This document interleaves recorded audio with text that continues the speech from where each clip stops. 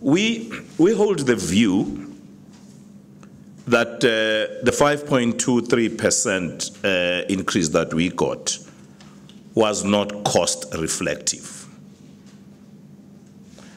So in as far as that particular point is concerned, we don't think it's been cost reflective. If it's not been cost reflective, we do not think we have now satisfied ourselves that Nersa is functus to be unable to review its own decision, regardless whether they agree with our point or not. So we have sought ways of engaging in a manner that would take us to where we think a cost-reflective tariff would be. And we are the first to acknowledge that over time, when you look at over a 10-year period, it's true. Our revenue has grown by about 12% on average, and our production has grown on average by about 0.1%.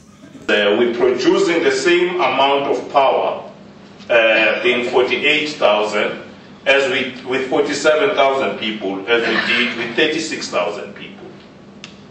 So for some time, there's been a lot that has been wrong, that's not been fixed. So back to Nersa. So we tried to find a way of bridging this difference and being an administrative action on the side of Nersa. Sadly, only a court can set aside an administrative decision. So I really don't take pleasure in this exercise, but I have to advance and protect and promote Eskom's interest. So in that sense, sadly, we will within the next 10 days be launching a legal process to get that administrative decision set aside with the view of getting it reviewed. We're very much clear that at the end of the day, the court won't give us a tariff. We'd have to go back, assuming Nersa has not looked at something they should have. And as I said, it's not something that we take pleasure in doing. We have tried many other ways, but yeah, and there's an appreciation on the side of Nersa that no hard feelings, there's nothing personal about this. On the viability of the finance, we have already indicated that we are willing to reduce, or we are planning, and we are doing, reducing the capex from about 55 billion to about 45 billion. Maintenance will remain the same, so at least on the capex side. That roughly save about 50 billion over the next 5 years or so. And in our corporate plan, we had also assumed that the increase of OPEX, on OPEX operating cost, will roughly be about 4.5%. But we have been looking at a number of scenarios, and that is, if you're sitting with a gearing of 72%, and your EBITDA is 20%, it means you are borrowing to service the debt. Is this sustainable? So we have looked at the cost side and said, what is it that we can do? But it's not only the cost side, it's also about the revenue side that we have to look into. And that will be articulated clearly once we finalize that. But the truth of the matter is, we all agree that things will no longer continue as if everything is normal. If you're running an entity that is 72 EBITDA and in your projected numbers, 72 gearing, that you're projecting go to 78, surely something has to change. Something should be different.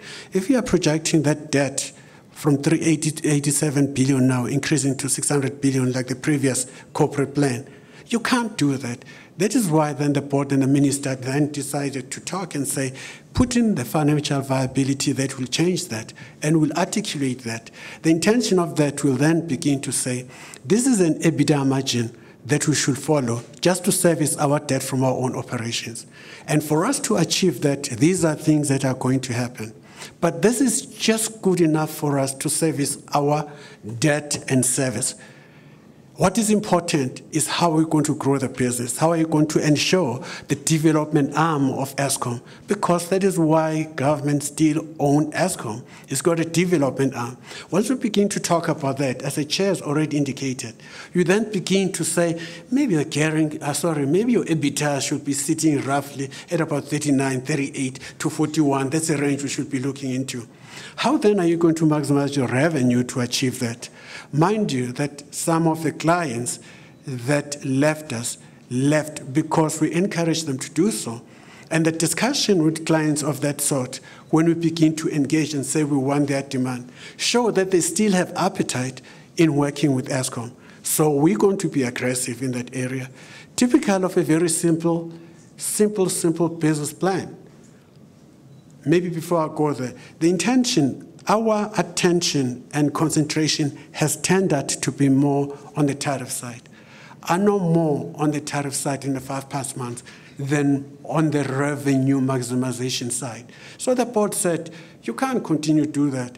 We want to see your strategy in maximizing revenue. But over and above that, we want you to tell us how we are not only going to contain cost, but you're going to reduce it. So we have to do the business and run it like any other normal business. I'd like to make an example of a person who sells apples in the corner. That person has to choose which spot will give him the best price. But he has to choose, or she has to choose, whether to use a taxi, to use a bus, and that is how the business is run. And unfortunately, we didn't pay particular attention on the cost side before, and we didn't pay a lot of attention on how you maximize the revenue. Those are the areas that will inform the viability of Eskom. And when you articulate that, it will become clearer. While the attention tends to be on the employee side. But very few people talk about what the chair has already indicated, and that is, in the past 17 years, sales volume of Eskom increased by 1%, and in the past 10 years, they've increased by 0.1%. How do you change that? Because if we had grown that part of business, if we had been able, for example, to grow revenue sales by 5%, then our cost, our revenue will have increased by about 5-7% or so. Those are things that should dominate our talking. I'm just a bit worried that while I accept that we're a bit fat on the employee side, but we tend to concentrate on that. And there are quite a number of things that we have to look into, including the productivity, appropriate productivity levels that we should be hunting or that we should be concentrating on. So we're going to come up with something that will be more encompassing. And that's the intention.